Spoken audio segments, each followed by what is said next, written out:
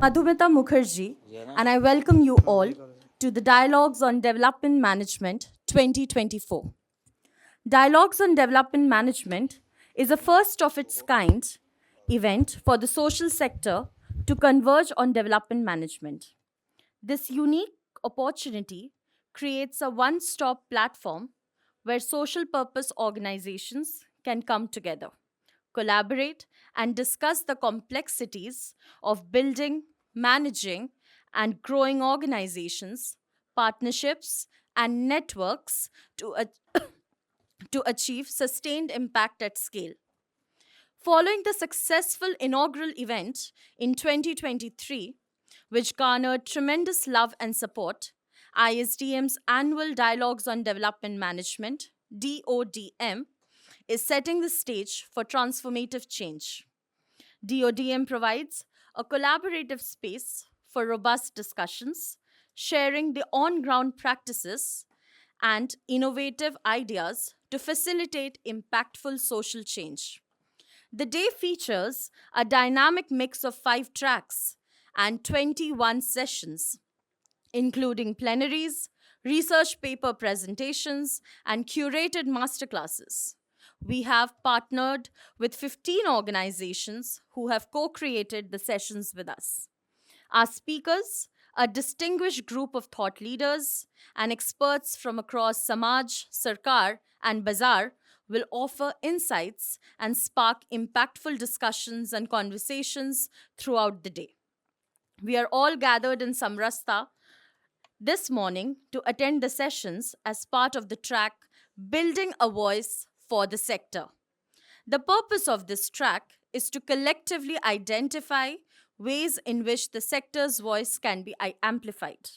Our track partners are IDinsight, GRAAM, Lend a Hand India, Breakthrough, and On Purpose. Before we start today's session, some quick announcements. We have 3 parallel sessions for each track happening in different rooms on the ground floor. Building the sector for the future in Bhim, follow the red carpet to reach Bhim. Building resilient organizations in Nalanda, follow the blue carpet to reach Nalanda. And building a voice for the sector in Samrasta, follow the green carpet to come to Samrasta. A series of masterclasses are taking place throughout the day in conference room number 1 and research paper presentations in conference room number 2 on the second floor. Please note that eating or drinking is strictly prohibited in or around any halls. However, water coolers are available on each floor for your convenience. Lunch and tea will be served on the first floor. We have also participants at DoDM 2024, a plethora of kiosks at the atrium. You can visit these and know more about them and their pioneering work being done by our centers of excellence, our NatWest Digital Library, a kiosk where students of our postgraduate program have put together to display their takeaways from their rural immersion. We also have a fun DM snake and ladder game and a reflection corner for the participants to engage in. We are also thrilled to announce the launch of the ISDM CDSSI Code for Change 2425 Hackathon, a social sector hackathon. This time, we will be building solutions on 2 themes: youth employability and climate resilience. Together with our knowledge partners, Esther Foundation and Common Grounds, we encourage you to find your team and register soon for your favorite theme. Scan the QR code at the CDSSI kiosk to register in the atrium area. We also have a kiosk by Goonj called Disaster Myths and Realities in the atrium area, witnessing disasters through Anshu Gupta's lenses. It is a photo exhibition of the journey of the last 3 decades in disaster, a roaming exhibition from pictures and photographs from the ground. As said again, lunch and tea will be served on the first floor. Lunch will be served from 1:30 p.m. to 2:30 p.m. There will be 2 breaks, one at 12 and one at 3:30. Our student volunteers are in the room. They will be distributing post-its for you to write your questions for our speakers. requesting everyone to take their seats and to put their phones in silent mode.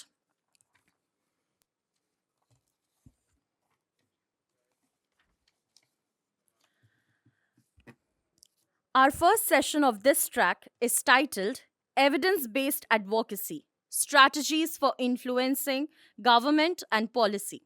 This session is co created by IDinsight and GRAAM. The session is structured to capture insights from eminent leaders to explore the role of evidence in building deeper relationships with the government to influence policy and drive social change. This session will delve into strategies and frameworks for effective advocacy based work, providing insights on leveraging evidence for social impact. May I invite the moderator of the session, Ms. Neha Raykar, Director, ID Insight. Can we have a big round of applause for her? For this session, we have two chats. We are pleased to have Dr. Basavaraju R. Shreshta, CEO and Designated Partner GRAAM, Mr. Praveen Khanghta, Head Strategy, Investment and Portfolio Development, the Convergence Foundation, Ms. Shilpa Nag, Deputy Commissioner, Chamarajanagar District, Karnataka, and Mr. Madhukar Banuri, Founder, Leadership Equity. Over to you. Hi, everyone. Very good morning. In the interest of time, because we've started a bit late and one of our speakers has to leave pretty soon, let me just quickly introduce what we are planning to do through this discussion here. We want to talk about what are some effective strategies for evidence that can be leveraged to shape policy. What are some of the challenges and constraints in being able to use that evidence effectively? And what are some of the common channels being used currently to communicate this evidence to policymakers or to communities, to governments, to decision makers, right? Because in the morning talk today by Amir Khan, we heard a lot about the power of communication, the power of storytelling, the power of gathering high quality evidence. To talk to communities about what is happening on the ground, and also to talk to governments and policymakers and funders about what problems are we solving and what are the changes we are seeing on the ground. And so evidence really plays a key role in shaping that, in shaping policy, in shaping decisions. And therefore, we want to talk a little bit in today's session about what are some effective strategies, how do we communicate that evidence, what are the different types of evidence out there, right? For the purpose of this session, I do think I should spend about a minute talking about what we mean by evidence, right? Because evidence can mean a lot of things to a lot of people. It's basically anything that gives you proof of what is happening on the ground, right? So it can come in the form of stories, it can come in the form of case studies, it can come in the form of large surveys, it can come in the form of qualitative interviews, needs assessment studies. So the entire gamut of information that you collect from the ground about how programs are running, about how stakeholders engage with the program, about how things are working on the ground, right? All of that counts as evidence. So in that sense, we are agnostic about the methodology being used for gathering that evidence, but we really want to talk about what are the different kinds of evidence. One powerful example of evidence is, for example, program data, right? So organizations run programs on the ground and collect good quality program data on what is happening on the ground. That itself can be used as a powerful evidence, right? To talk to policymakers, to talk to communities, and sort of give back that data to communities as well. And so for the purpose of this session, again, evidence could mean a large gamut of information that is collected based on what is actually happening on the ground. So it's something that furnishes proof of how things are working on the ground. The way we've structured this session, we have two fireside chats so that we can allow for interaction after each chat. So the first chat will be with two speakers. We have given them questions in advance. We will listen to them respond to these questions and then open it up for audience questions. We'll pass around post-its to write your questions on that. And then we'll do that again for the second round of speakers. Again, two speakers and a bunch of questions. At the end of this, we have a non-verbal activity, and by that we mean we want to hear from you some of your experiences of using evidence to change things, right, and to shape policy. And so we will pass around chits of paper where you can write your stories, write about your key lessons, key challenges that you encountered when you were doing this, when you were using evidence to shape policy. We'll collect those stories and try and weave a sort of a narrative from that once the session is over, and probably a few days after the conference, to find out what some of the common themes are, right? And what are your stories telling us about effective strategies? How have you done this before? What has worked, what has not worked for you in terms of using evidence for shaping policy? So I hope we'll have enough time for that nonverbal activity. We'll give you some time to think about it and write it down. But maybe the sessions themselves can prompt some of that thinking. So keep that in mind before we pass on these papers to you for you to write down your stories. So with that, I invite the first set of speakers for the first fireside chat, Madhukar and Praveen, if you could please come onto the stage. Thank you. Okay. Yeah. So, like I said, we had provided prompts to the speakers about what we would like them to address.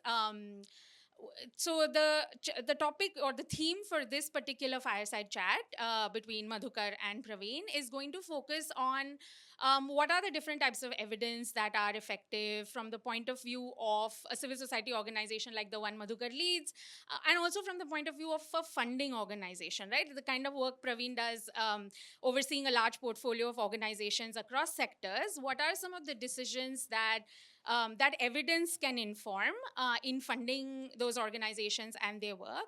And to Madhukar, we had asked questions about what are the different kinds of evidence that the organization uses to shape policy. Can he give us examples of what that evidence looks like? What are some of the do's and don'ts about the different types of evidence out there? So I will hand it over to first Madhukar and then Praveen, and then we'll open it up for questions. Thanks. Thank you, Neha. Such a good space to be in. I think really good to sort of listen to all the speakers also. I think I just want to start off with the initial comments around just the theme of the conference in itself, right? It says development management. And I know one of the things that we've been missing and talking from the morning with different speakers is the um gap of management across different civil societies. But I think it's also important to talk about the gap of management within the governments and the public policy space in itself, right? Like if you see India as a country, 90% of the funding for social sector comes from the governments, not from the civil society or the CSRs. And the responsibility of delivering effective policies lies within the governments, the bureaucrats, both at a whatever level they are working with, especially when you talk about the district level officials, the cluster and the ground level. So big part of the work that we do at Leadership for Equity focuses on that capacity, right? Building the capacity of the middle management.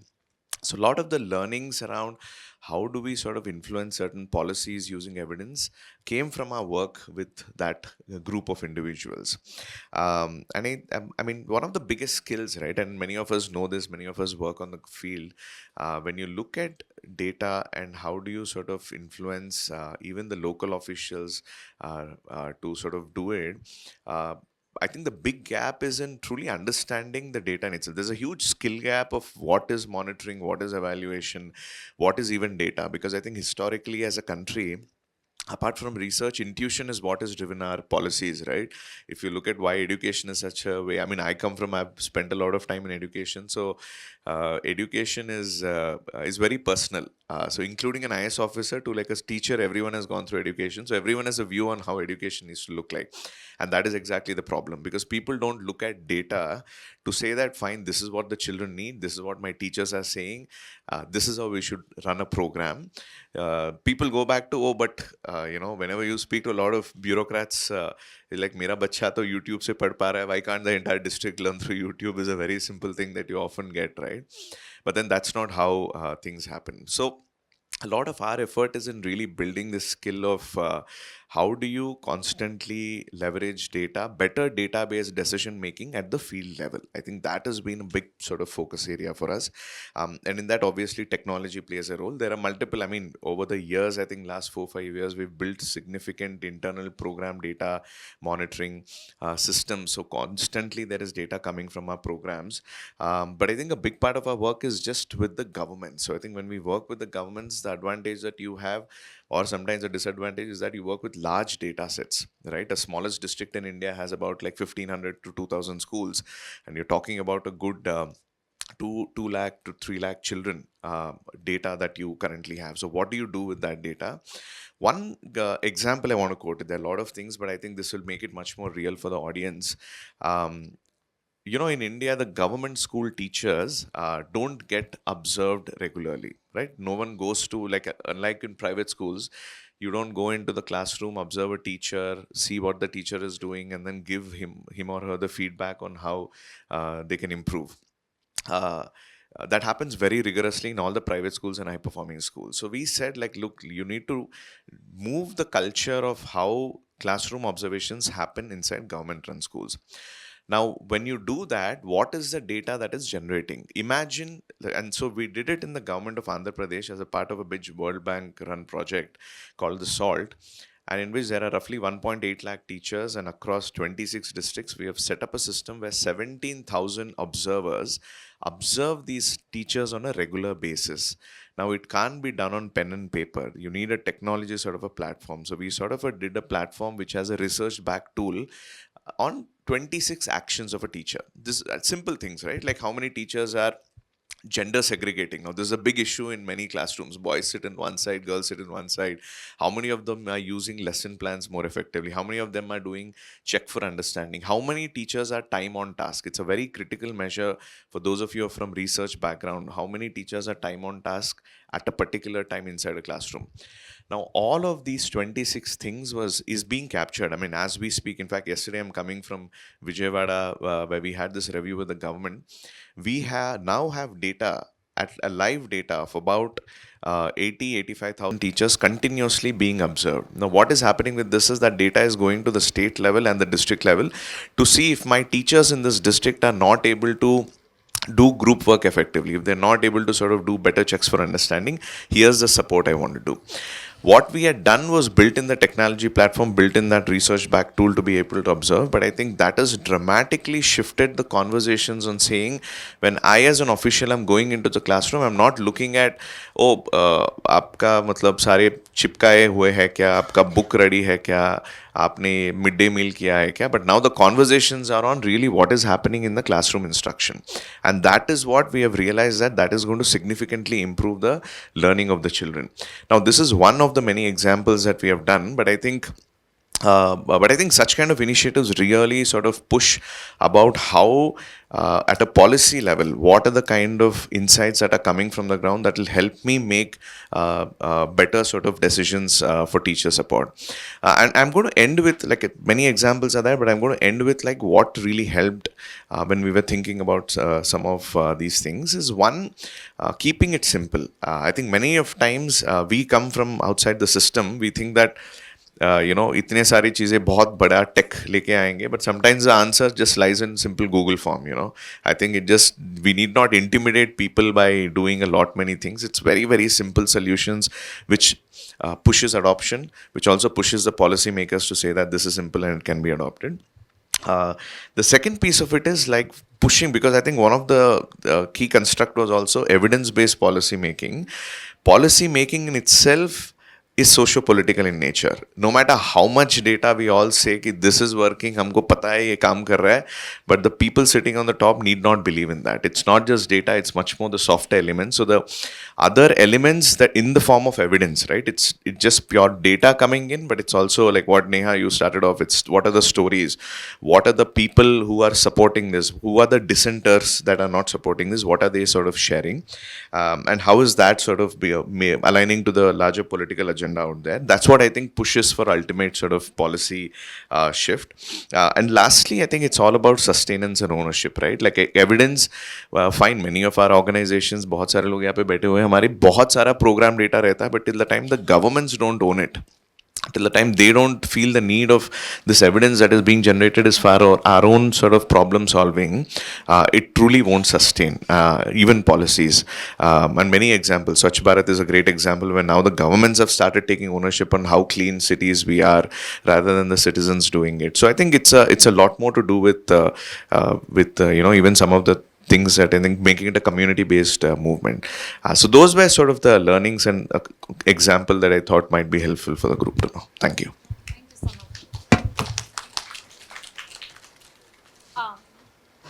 much. We'll go to Praveen next and then open it up for questions. So maybe this is a good time to pass around the post-its and have you write down your questions, and we'll collect them and ask some of them here based on the time we have. Over to you, Praveen. Thanks, Neha. And again, hard act to follow after Madhukar. So I'll pick up a couple of themes that Madhukar had mentioned, but also maybe talk a little bit conceptually about evidence and advocacy part, right? See, one of the things that if I zoom out what is happening in India, largely in the development sector, is that there are a bunch of organizations which are quote unquote social sector, right? Who see their primary role as implementation of things. And then there are a bunch of think tanks, a lot of them housed in Delhi, who think their primary role is policy influence. One of the big tragedies of India is that we have very few organizations which want to traverse the path, which want to talk about both the policy part of it, but also implementation, right? In India, government spends on the social sector, both the union and the states, about $500 billion. That's a mind-boggling large amount of money. No civil society organization, no CSR, no philanthropy can match a percentage of that also. Right? So I think this idea that ultimately you are here to make governments more effective in the various roles that it does. Government does the role of delivery. Government does the role of financing. Government does the role of regulation. There are certain things where government has to do more. Equally importantly, there are certain things where government has to do less. The entire job creation, economic growth story is government actually pulling out of certain things and doing more of certain things. Right? Having said that, let's come back to, and I'll speak more from maybe the civil society perspective, not only from a foundation one, right? One, I think, great thing which is happening in India is that India states is where the real magic happens, right? At a national level, there are certain things which are like, at a national level you have to do, trade, defense, etc. Social sector is overwhelmingly implemented by the states. Center gives a little bit of a funding, but even on the funding, most of the funding on health, education, policing, things that we as citizens care about happens at a state level. States are the laboratory of reforms. There isn't any good policy at a national level which has worked across India, which probably didn't have its origin at a state level. So one call to action for a lot of organizations, don't advocate for something till at least you have worked with one state at a large level. Second, I think civil society organizations sometimes go into the habit of generating evidence and then advocating for it, right? India, unfortunately, is a graveyard of pilots. And for a lot of us, we as non-profits have to be blamed for that. Generating evidence in system conditions, as Madhukar was talking about, right? When you're working with the government, in partnership with the government, the evidence that you generate is then the evidence which is not only representative, but is also owned by the government, which is equally important. A lot of sometimes what happens is that non-profits would do something in 100 schools, generate something out of there and go to the government and say, oh, but the government isn't listening. Why should it? It is completely non-representative, right? And another thing to keep in mind. On the evidence part, one important part also to think from a non-profits is that going into sometimes the root cause of issues is also important, right? Say you pick up any issue, understanding that what is the bottleneck for this? Does this issue require more funding? Or funding is adequate, but there's no willingness to do it. There's no right technical expertise which is available. There is no management capacity which is available. There is no solution which works, etc. Sometimes when you pull back from your program and try to understand the root cause of an issue, that will also help you diagnose that what could be the policy solution for it. And in India, there is no distinction between policy design and implementation. There is nothing called a good policy badly implemented. If a policy can't be implemented well given our conditions, it is a bad policy, full stop. Now, on the advocacy part of it, right? Say you come up with good ideas, good principles, etc. And in India, it is foolish to be right 100% of time, right? There's a famous quip about India that whatever you say, the opposite is always true. After a lot of experience, I've realized that I think the trick in India is to be right 60-70% of time. It's impossible to be right 100% of time, and therefore trying to come up with principles which you think can work at scale. Advocacy is all about the art of it. If evidence is science, advocacy is art of it. How do you communicate it well? There, the storytelling, the communication, the narrative, identifying influencers whom you can get on board, whether at a decision maker, whether in media, whether the champions. And there, sometimes a simple story matters so much than the large data sets. I remember like few years back when I had to show something to a important politician about air pollution, which is one of the organizations that we were supporting. The data didn't make a difference because the person thought that this is a rich middle class problem. Just a simple video from Delhi slums saying that they are also suffering because of it just changed the mind. No amount of data would have convinced the person to do that. So I think for us, civil society, preparation is the key. And then trying whatever we can to create the windows of opportunity in order to do that. Reforms happen when preparation meets opportunity, and that's been the art and science of public policy in India.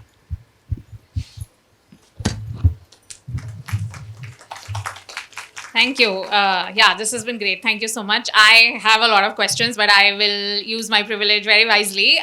But let's first open it up to the audience and see if there are any questions. If you want to send it to me on your post-its, or if you just want to speak up, I think we have time for maybe 1 or 2 questions for now, and then we'll see if we have more time towards the end. So these questions are for Madhukar. How do you get government buy-in on the evidence, and how do you deal with the dissenters who may have an agenda to ignore evidence? Yeah, no, you always have that. I think that's always true for any sector, not just in education. I think one of the ways, I think Praveen pointed out fantastically well, is just like whenever you're generating evidence, it cannot be in isolation with the people that you want to work with. Like if you really want to generate evidence, start with the dissenters included, right? Starts at a program stage. Generally, whenever with the design stage, especially because I come from education, so a lot of my examples are there. So education, maybe I think before we even start pilot with the district level, which has about 1,000-2,000 schools. पहले वो commissioner हो या कोई और district CEO या collector हो, उससे पहले हम लोग पहले यूनियन लोगों से मिलता है, बोलना टीचर यूनियन के कौन है जो सबसे पावरफुल लोग हैं यहाँ पे. तो I think first let's meet them and let's try to say that this is the design that we are trying to do, and then based on that we try and create. So generating evidence cannot be in isolation with the actual stakeholders that it meant to be, and it has to work parallelly. Suddenly you can't tell the government that, oh, we have created evidence and then here take it. They are not going to take it. So it's like from the start, if you're able to involve them in how, and that means a lot of give and take. That means you have to let go of your own self की program इसी तरीके से होगा, बच्चा ऐसे ही करेगा, वो ऐसे नहीं होता है. So I think you need to let go of some so that you get some is what helped us. Let's go. So when you're working to co-design a solution with stakeholders on the ground and you're taking evidence to them as you're co-designing the program or the solution, and they are so firm on their anecdotal experiences, they're very firm on that. How do you build stakeholder buy-in at the grassroots? So again, I'll say a simple thing. See, I think sometimes, and again, I'll talk in generalization, can give some examples. One, people sometimes try too hard to change mindsets. Sometimes it is easier to change behaviors than mindsets, right? So say, for example, there is something on which there is a large opposition.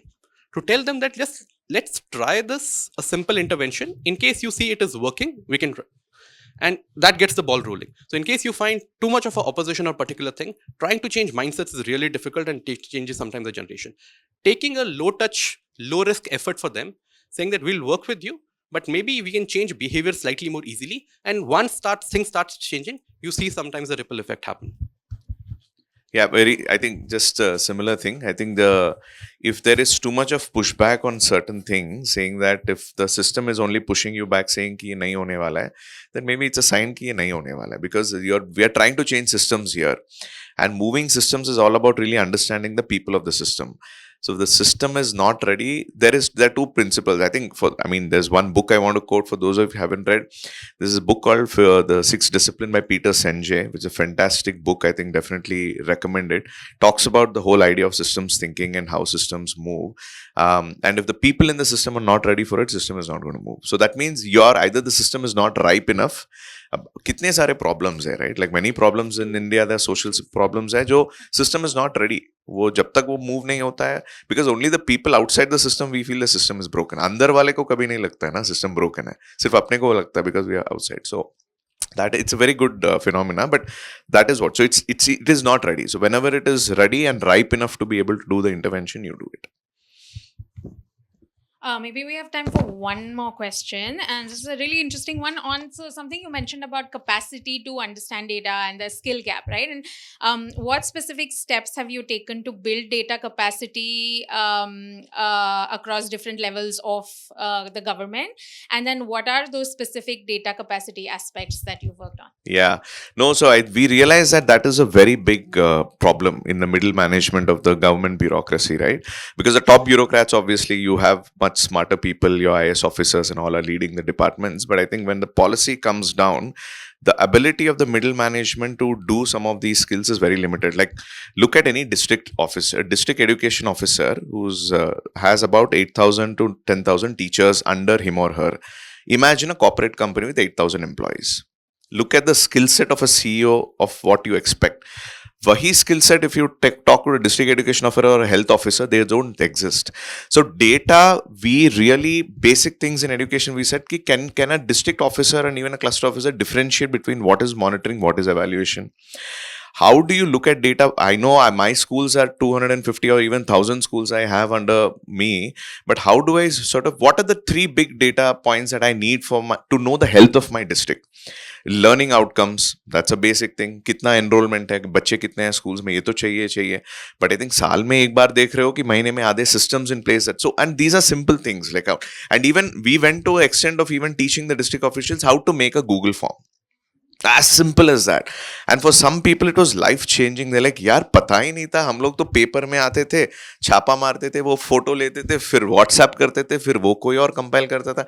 And we were like, what is all you have to do was release a Google form. और वो आप भी कर सकते हो, आपके लिए कोई टेक प्यून नहीं चाहिए आपको वहाँ पे. So I think simple things like these really changed the way we look at data and the district officers becoming more data, because now I think the conversation is not about कि भाई ये पहले पूछते कि भाई बच्चे सीखे हैं कि नहीं. Now that the minute your education officials start asking that, then you have turned the system around, saying कि what is that important, where is your 8 ball.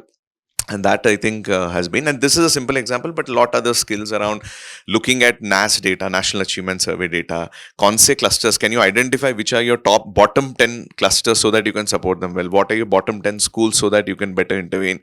These are basic skills jo apan organization mein it comes very naturally for us, but I think it doesn't come naturally for many of the lower rung government officials at the cluster level. So these are some skills that we focus on. Thank you. This has been great.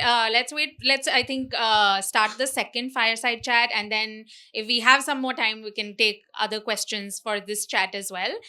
I do have one pending question, and I know that there are a couple of people in the audience who also have questions. But let's wait for let's do the second chat and then take all the questions in the end. Yeah. Awesome. Thank Thanks, you so Neha. much, Thank you. Madhukar. Thank you. Can I now please invite our speakers for the second chat, Dr. Basavaraju and Shilpa ma'am, to come on the stage, please. The questions that we had asked them were around policy making itself, right? And what kind of evidence can they give us examples of how evidence was used to influence policy? What kind of evidence have they found useful?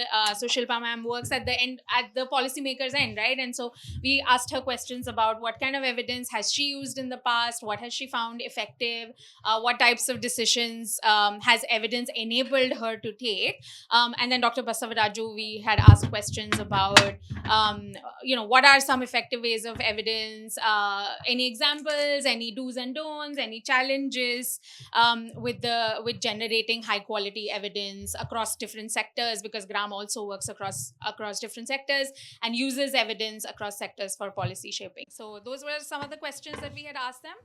So I'd request Dr. Basavaraju to go first, and then Shilpa ma'am, over to you after that. Thank you. So you want me to start with the question you had asked? Or? Yeah. Okay. In fact, I'm asked to talk about what evidence are make more actionable for influencing policy. difficult question, but I'll try to kind of, narrate this with an example. Before that, let's take it from the policy sense. Like, our earlier speaker was also talking about whether I'm also trying to figure out whether policy is a science or art. So when it comes to kind of making, it's a lot of evidence driven. You need to collect data, it's a science. But when you need to implement it, you need to be really a very skillful artist. So to make it happen actually. But having said that, see, normally we say a policy, an evidence to be ineffective, to bring change, four things are important. There should be technical feasibility, there should be economic and financial possibility, and there should be political viability, and last but important thing is administrative operability. Unless these four things are not there in our evidence, the solutions we would be advocating with, so probably the buy-in from the government, buy-in from the state would not be that kind of open and effective. I would put it, borrowing thoughts from these concept, kind of three cat for the sake of easy understanding and remembering. So three cat, we can say, what is the three cat? That is the policy, to be more actionable, the policy should be clear, or the suggestion should be clear. The evidence, the credibility, contextuality, actionable and timely. I'll tell you with a quick example. See, actually the evidence required to be clarity, having clarity and relevance, because it has to address the priorities and pain points of the states. So we need to kind of match their concerns they have, the gaps they are facing in the system. So then there'll be more kind of buy-in. I'll tell you one quick example. In COVID, uh, when all the states, almost all the states in the country, were decided to do away with the examination for 10th standard. In fact, I'm proud to say Karnataka is probably the state went ahead with the examination. When I tweeted on some, I don't know why I felt, I tweeted that no, I think government will be doing injustice if they avoid an opportunity for children to face examination and prove themselves. A couple of minutes later, then I got a call from then education minister. He said, I said completely, I'm in agreement with you, but there are kind of voices against conducting examinations. So then I said, fine. So it's my opinion, but the field realities could be different. But then we decided, okay, let's go to the people who are the key stakeholder in this whole process, that is children. Let's ask them. When we did a quick study, and majority of the children said we don't want Gandhi pass. Like normally we say the easy pass. We have that popular terminology in colloquial language, that is Gandhi pass. Like somebody would not conduct any examinations and give all the front row seals in the theaters are called Gandhi class. I don't know for what reason. Probably it is simplicity or other things. So that is when we did that study and presented that evidence, that was kind of a clear buy-in from the state, and it kind of fulfilled their requirement, and as well as the opinion the key policy maker had at that point in time. Quickly also to talk about the evidences should be the credibility and rigor. See, they look up to, with my little experience of interacting with policy makers, they always look up to the credibility of the evidence, credibility of the thing we'll be suggesting, whether it is how biased it is, how unbiased it is. Probably some even policy makers have seen, they go to the methodology related questions also, how kind of foolproof your methodology is. And coming to the next thing is, of course, contextualization. All the the evidence you would be bringing should also respect the local culture, ethos, practices of the local citizens. In fact, again, I can kind of an example is when we advocated for millet inclusion in PDS system in Karnataka. So in fact, we went with the cultural food habits of the people in down south in Karnataka. They are finger millet eaters.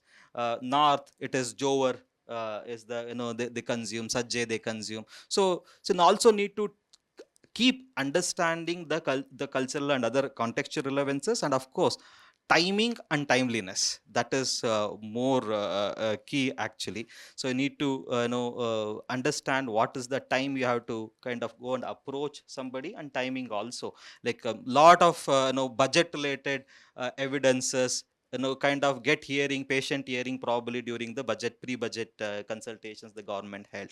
Similarly, we need to wait for a right time also. We did a study to understand the regional disparity of NRHM, when then it was NRHM, actually now it is NHM, to understand how perpetually we are making primary health centers disadvantaged. Not by already we distribution challenge, distribution's skewness is already there, but continuously funding is also happening according to the per PHC.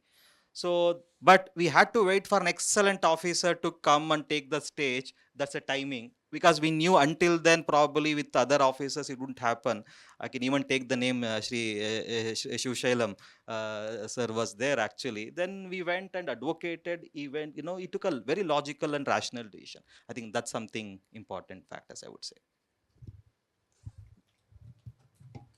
A round of applause. Thank you so much, Dr. Basavaraju. I do have a question for you, but I'm gonna write it down and save it for later. But maybe for no, I think let's open the questions a little bit later. But yeah, why not you, Shilpa ma'am? Happy to be here. And thanks to the organizers. Incidentally, this is the second time on the same stage I'm coming. I think from a different organization. A few months ago, I was here. So, excellently organized event. In fact, it is as broad as possible and as specific as possible. Nobody, invites me to talks where the topic is so specific. But philosophically, principle, when you look at the principle, it's a very wide-ranging principle. So happy to be here. Evidence-based decision making is something which we kind of look at all the time academically. You study that, and corporate sector managerial practices are much more scientific, based on management theories and all that. When it comes to government, government is huge, government is chaotic, government has many moving parts. Just like our country itself, the world's largest democracy, even the government as an ecosystem represents the chaos in society. So anything that needs to be done, it's very, very difficult to do it in government because it's very vast and very all-encompassing sort of a structure. So I would like to start with an experience. I think that will reiterate the point better. We have a lot of funds. Since independence, a lot of funds are being allocated to infrastructure development, agriculture, horticulture, education, healthcare, other fields. But still, when you come to the rural parts of India, rural parts of Karnataka included, disparities in development you can see. One is the political sort of leniency, wherein in Karnataka itself, whoever is close to the power center, there are certain districts that are important, they get more fund allocation, they get more development projects, other places lose out. Secondly, the leakages. Efficiency of government, as you know, there are multiple stakeholders, a lot of corruption, political corruption, bureaucratic corruption, a lot of inefficiencies at the lower levels. And I think the previous speaker was mentioning about the quality of officers, mid-level government officers also. So we have a lot of challenges. So evidence is something, I think, which should be brought in. Evidence-based decision-making and transparency. I think these are the two pillars wherein each rupee that is spent on development will actually go to the people. So since we are talking about the first topic here, I was Commissioner Narega for the state of Karnataka for 1 year, 8 months before my current posting as Collector Chamarajanagar. In our state, we were getting 8,500 crore per annum for Narega work. We had 80 lakh registered job cards and 45 lakh active workers. So in spite of all that, whenever I used to visit villages, Narega is a very flexible fund for those of you who know. We have around 6,000 gram panchayats, 5,962 gram panchayats in Karnataka. And annually, each gram panchayat gets anywhere between 1 and 3 crore exclusively from Narega. And Narega is participatory planning, grassroots level planning, flexible. There are 264 permissible works, mostly soil and water conservation works. Despite all that, the groundwater levels were declining. And, why is that? There is no proper planning. So evidence, not just at the policy making stage, planning is something which is very, very important in government. So evidence-based, planning is something which we wanted to look at. Because you're planning, you're investing all your money on civil works because that is where all the kickbacks come in. There in North Karnataka, there is no water flow throughout the year. They have built 10 check dams and just, civil structures, and it was not helping in any way. So right from policy making to planning to implementation to fund allocation to monitoring to impact assessment, I think evidence should be there everywhere. And where do we bring this evidence from? Government doesn't have the necessary capabilities. You may think that government is big, but in my own district I work with a 60% vacancy rate. So one officer is holding 2-3 charges, one village accountant is holding 2-3 circles, 25 villages per village accountant who should be the first point of contact for people. So when it comes to all these limitations and efficiently using each and every rupee, and also the planning should come from the people. So we started something called Jala Sanjeevani for Narega planning. So it is a grassroots level planning exercise, which is evidence-based or scientific planning. So in Narega, basically 65% of the funds is allocated for natural resource management, soil and water conservation. Non-durable works were being taken up. For example, there is a concept called farm pond, wherein you dig a farm pond and, you kind of do the GPS and take the money and everything. So farmers were digging some farm pond, taking the money and closing that farm pond. And, bund cum trench. So you make a trench, so that there is water in the agricultural field whenever, seasonal rainfall is not there. And there is a bund to, not allow erosion and all that. But again, that was being done. GPS photo was taken. They would just close it and go on. And again, involvement of lower bureaucracy was there. So we wanted people to understand that, and also all the knowledge is not there only with the top levels of government or civil society organizations. There is a traditional knowledge and stakeholdership, expertise and experience even at the grassroots levels. So more of a participatory approach and a scientific approach was Jala Sanjeevani, wherein planning starts on October 2nd, Gandhi Jayanti, for the next financial year. So door-to-door, demand collection is part of this Jala Sanjeevani. Along with that, there is a participatory rural appraisal. So these are the transact walk and everything. These are the participatory methods. And doing a water budget, each and every Gram Panchayat in Karnataka did a water budget of, exactly what are the sources of water, how many people are there, what is the requirement of water, what is the gap that is there, and how we fill that gap. So through this, we kind of also in the social sector, not just water conservation, where are the Anganwadis, whether there is a need for a new Anganwadi, whether school needs an additional classroom, whether there are some kind of community or individual toilets that are required, those street lights and roads that need to be repaired. First, demand collection in a scientific manner, putting everything together. And we used KSR SAC maps, Karnataka State Remote Sensing Agency, because different kind of water structures should be done. If it is clay soil, surface water conservation structures should be done, and if it is laterite soil, then underground recharge water structures should be done. So using all these expertise, people's participation as well as technical participation at the grassroots level, both at the Gram Panchayat and the Taluka, that is the block level, we arrived at this kind of a scientific planning. And even the Gram Sabhas that happen, it is not just about some kind of, discussion, but all this will be presented before the people of the Gram Panchayat. Gram Panchayat members are aware of it, why we are doing, what we are doing, how much we are doing, and where we are situating that work and why. Otherwise, politically more powerful, dominant caste, kind of take more of the money. Second part in this was the ground truthing of the work. Ground Truthing Foundation for Ecological Security has developed an app called, the CLART app, wherein you kind of go to the area and look at the suitability, and that itself shows which kind of water conservation structure you should, implement there. So this kind of an evidence-based planning at the grassroots level on a large scale. So this impacts each and every Gram Panchayat and each and every village of Karnataka, so that the amount invested in development will be kind of, make that Gram Panchayat, water enriched and climate resilient and all that, including planting. There are too many things in this, so in a nutshell. So basically that is something which we kind of experimented with, and I must say it kind of, it was a considerable success when you look at the complexity of government. All 31 districts of Karnataka is continuing the same right now. So not just kind of introducing it as an experiment or a pilot, institutionalizing it and making it as a fabric, part of the major fabric, making it, as something, a process that you have to kind of go through, because rural development and Panchayati Raj, we have the Panchatantra software. So this kind of planning, including calling of Gram Sabhas, everything is integrated. So basically that technology is there, the process flow is there, accountability vulnerability fixing has happened. The process has been clearly defined. There is a platform, and finally there is transparency, because this can be seen by anyone and everyone. So this is something which we experimented with, and I think this applies to every other sector, not just rural development. So I believe that evidence is something, evidence-based decision making, and again, participation. Like I mentioned, FES and a lot of other organizations worked with us. GRAAM works with us for impact assessment of Narega and everything. So this evidence, where did it come from? Government doesn't have resources. See, I am not a very technical person. Today I'm in rural development. I've been in urban development. I'm heading a district. I may be in different fields. I may be in agriculture department at some point of time.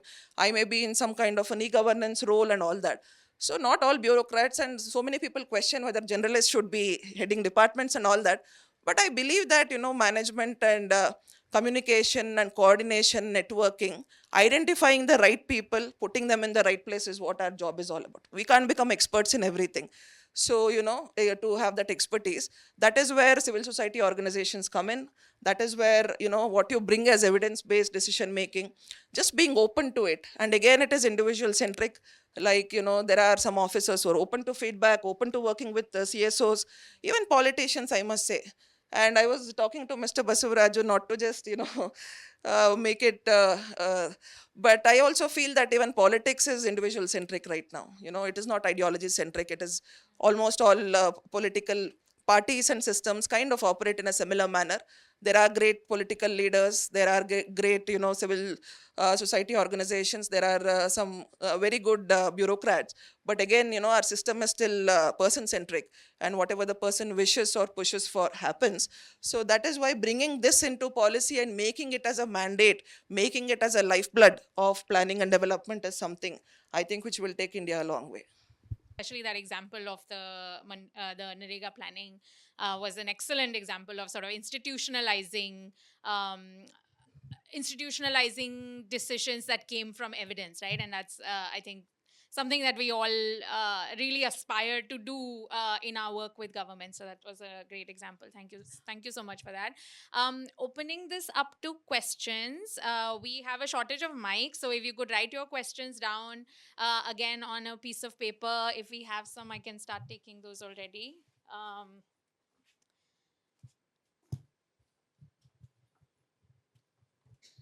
While the pieces of paper are being distributed, I guess one question that comes to my mind after listening to both of you is this sort of trade-off between we realize that for government buy-in, and because a lot of things are individual centric, that one person finding that one champion really, really matters. But at the same time, for things to be sustainable, institutionalization also matters. So not just that one person buying in, but that becoming a part of the institution.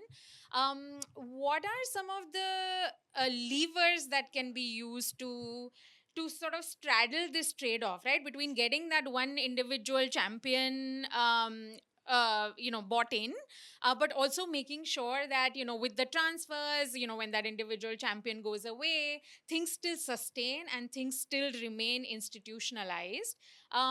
Any sort of tips, recommendations, do's and don'ts around how that could work better?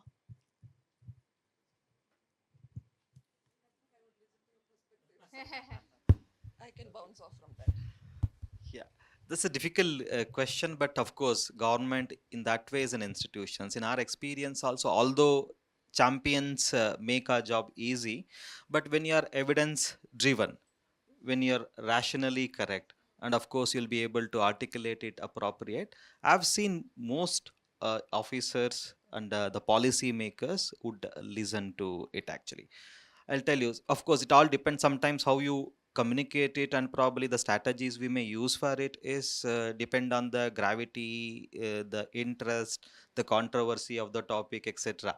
So I'll tell you my Narega experience. In fact, Graham and Cornell did a study to understand the inclusion of people with disability in Narega. So although there is a mission document says 3%, now I think it's 5% of the job should be they are included. But in fact, when we went to the ground, there were administrative data said we have included. But we went and traced that at the grassroots. There's hardly any inclusion. Even the inclusion, whatever happened, it was by default, not by design, actually. Of course, then we had to now take this up. So how to kind of do this, etc. Then probably took a multi-pronged approach, like while we started with a event called Ground Realities to communicate all these evidences, brought all the disability organizations as a network group. Actually, that's a network strategy we used.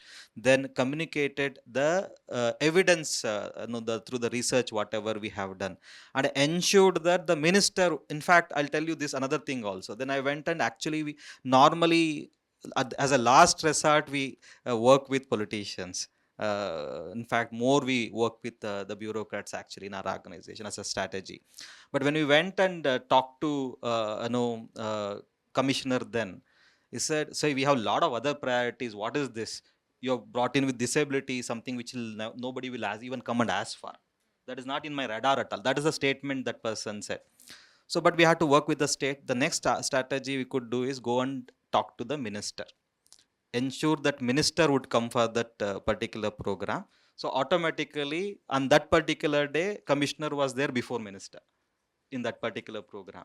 So then, but when we started communicating that entire story, of course, disability is also an emotional, there's an emotional card involved also. The same commissioner went back, then of course it took little more time, but he came out with a detailed circular, not only on including disabled person, but how to include them. And the argument we placed in front of them is consider their ability to include in Narega, not the disability, because not all disabled are disabled in all the work they would be able to do. They are more able than others in some of the works actually. Appreciate that factor also. That's something like I would say these are the some of the practical tips as the need of the hour. I kind of tried and got and it now it's institutionalized. There's one of the I think the metric ma'am Shilpa madam can clarify. I think they've also keep understanding how these marginalized communities are involved in Narega, not just executing Narega, but also seeing that these most marginalized communities are finding place in Narega. I think very briefly, CSOs, I personally feel, think the three C's: credibility, collectivity, and confidence. So, credibility is something as an officer, when I choose to work with an NGO or if it's civil society organization, that it may be partially financial or completely pro bono. Credibility is something which we look at. I mean, they should, financially or otherwise, ideologically, or having that right mindset and the, sort of purpose that we are looking for. So, organizations have to be credible. They have to be collective, like Mr. Basavaraju was mentioning. They put together a lot of small organizations and kind of collectively, I think that is a louder voice. And confidence comes with knowledge, confidence comes with research and knowledge that the organizations carry. I think these three things will strengthen the participation of civil society organizations to partner with government. And again, institutionalizing in the form of, whenever we partner with any civil society organization, the first thing I do is an MOU. At the end of the day, officer reaches out on WhatsApp. Right now we also operate, on WhatsApp at any point of time. We kind of, at the end of the day, we need to get the work done, but we put it on paper, so that once, one person gets transferred out, entire effort should not just go waste.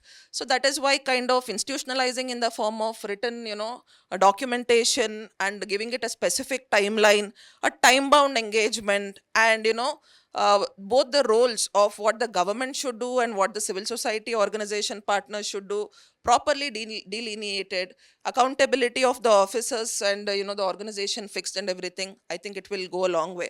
Finally, saying there can't be any template. Basically, there was one attempt in Karnataka to kind of empanel these NGOs during COVID and everything, so that they are all in one single database. I am dead against that idea. Again, kind of a government patronage and a government deciding whom to empanel, whom not to empanel. It is kind of an antithesis to the civil society movement. And again, currying for favors, and there are some organizations which want to be there. The entire vibrancy and purpose of the civil society movement is its independence, is its differences, is its diversity, and I think that should always be maintained. We should not too much systematize and kind of make it a uniform thing, And I believe that, there are multiple credible organizations and different purposes. Require different sizes of organizations with different sort of skill sets and different sorts of passion and interest, different, sort of human resource requirement we have. I think this vibrancy should remain. I think the Jugaad culture and the kind of, chaos that is India should also be in the civil society movement. That is when I think things are always better. And let's not kind of bracket them and, pigeonhole them and say, at the end of the day, you need to be empaneled, and we will kind of give you an opportunity based on that empanelment. You need to register like this, professionalize like this, have these kind of certifications. I'm being a government entity also, I'm dead against it. I think what we have now, definitely, and I think dialogues like this where we all sit together and come together, I think that is the real, way to move forward more and more. At the end of the day, ivory tower approach of where we sit in offices. I was telling Mr. Basavaraju why I come here is that my officers tell me what I want to hear. So, that is why I come here, so that we can also say what is wrong. We want to listen to that and we want to see. And secondly, networking. Now I listen to a lot of people, meet a lot of people. Whenever there is a problem in any post that I am in till my retirement, that I can always think that, okay, this organization is working in this area. We don't have to reinvent the wheel. We can partner with them. So that is something, that those are my 2 cents on your question. Thank you. Okay, I'm going to pull out some questions from the audience. One question is, where does evidence work best? Does it work best in areas that are already priority issues for the state, or in areas and issues where the need for change is stronger? Of course, wherever there is a need and priority, it will obviously work. So less efforts are required. But I think the responsibility of civil society organizations like us to kind of bring issues to the forefront which are neglected. So when I said about inclusion of people with disability in Narega, that is something, in fact, the state was even thinking that's not even in the radar. I think that's a responsibility of civil society to be an advocate for the most marginalized, voiceless actually. Think that's something. Then we need to probably put all our skills and knowledge into the test and make that happen actually. Certainly if the state is considering the priority issues and the need issues, they'll be looking for an answer that we don't have to worry about much actually. So I think I would echo the same sentiment. So for example, large business houses and everything, they already have the money power. Maybe dominant castes and dominant social groups, they may have the majority power. And also, I think, political entities and affiliates may have the muzzle power. And prioritization of such objectives is already happening. Where evidence-based advocacy comes is for the marginalized, like you rightly mentioned. The numbers are not that many. For example, sexual minorities, even today, it is not a main narrative in the government sector, because they are nobody's, they are not a vote bank, they are not organized, they are not visible. So advocacy, evidence-based advocacy is for the marginalized, whether it is the disabled, the Dalits, the forest dwellers and tribal population, senior citizens that are there, even women. I mean, even though women are majority 50% so many times, I think we have a long way to go under sexual minorities. So definitely it is part of every process, not just policy making. Like I mentioned, I think initially, it is right from policy making to planning, we need evidence. For fund allocation and budgeting, we need evidence. Implementation, we need evidence. Monitoring, we need, as well as evaluation and impact assessment. It is at each step of the way. So we need evidence everywhere. Thank you. I'll take one more because I think a couple of others I received were along similar lines, and so I'm not going to repeat those. About sort of system readiness, should we talk about new issues or issues that are already a priority? So a couple of questions were along the same lines. The one that I do want to bring up is, how is the system ready to percolate evidence-based strategy into implementation, given that there are different layers and hierarchies in the government? uh so I guess, so the question is, how do you ensure that percolation happens across the different levels of hierarchy within the government also? Great. Yeah, I think one thing good thing is I'm seeing is there is now more interest towards evidence, the research based, logic, rational, most new time, new age bureaucrats are also looking for that kind of thinking. They ask for proof of concept, whether it works, whether you have any evidence that this will work, etc. That's something. And of course, one of the example we would say is the communitization, like how you probably communitize the evidence also. See, we tried out something called Arogya Shreni, that is health ranking from the community perspective, health service delivery ranking. So then subsequently, because no kind of it's percolated both at the top level and we went up to the level of communities, the local communities, panchayats, embracing that kind of evidence driven participation and kind of stakeholdership in solving the problem, consider them as a part of the solution than a problem.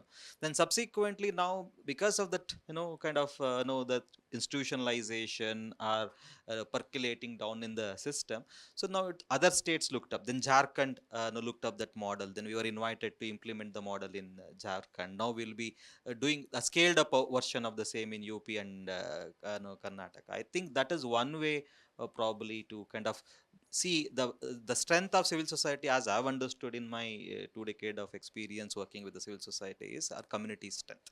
That is the only strength we would have, not the office connection with the officers, not the connection with the the politicians and other thing, but we draw our strength and spirit from the local community. I think that should be kind of continued.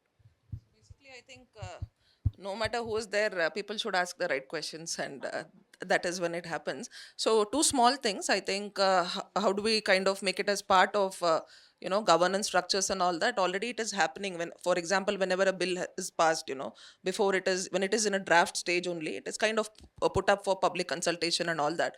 At the policy making stage, we can say that.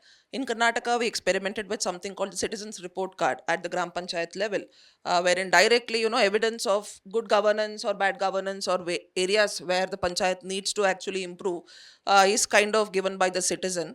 So I think there are multiple tools and strategies and measures that can be taken to put this requirement of evidence-based decision making at multiple levels. It is a doable thing, and more people are becoming aware of it. More and more officers are becoming aware of it, and I think we are heading there, even though it is slowly, but it surely we are heading there.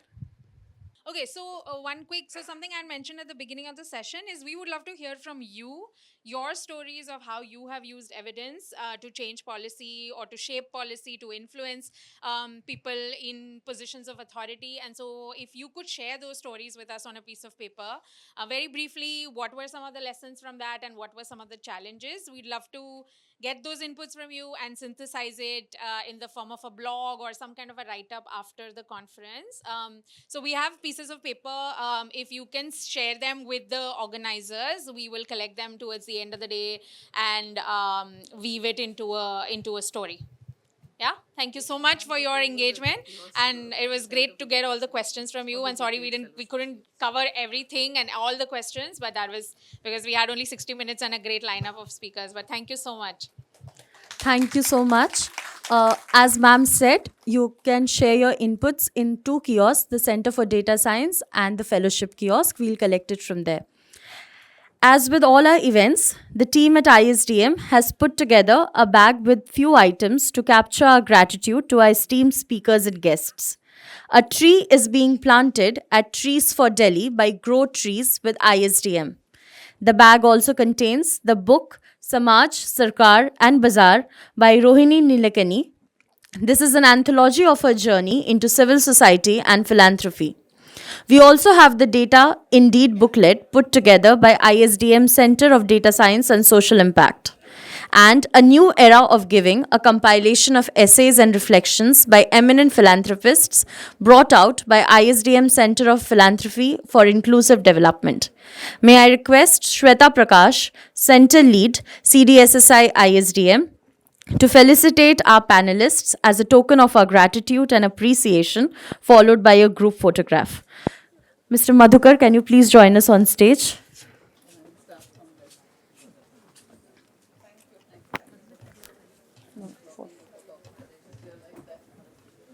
Yes, must be rushing for time to close. By any chance, were you a teacher for India? Yeah. myself I'm a teacher Oh, in their nice, fellow from nice. the year 2015. Oh, wonderful. Always find TFI. TFI people are always here. Hello, hello, hello. Mic check, check, check. Hey, hey, hey. Mic check, check.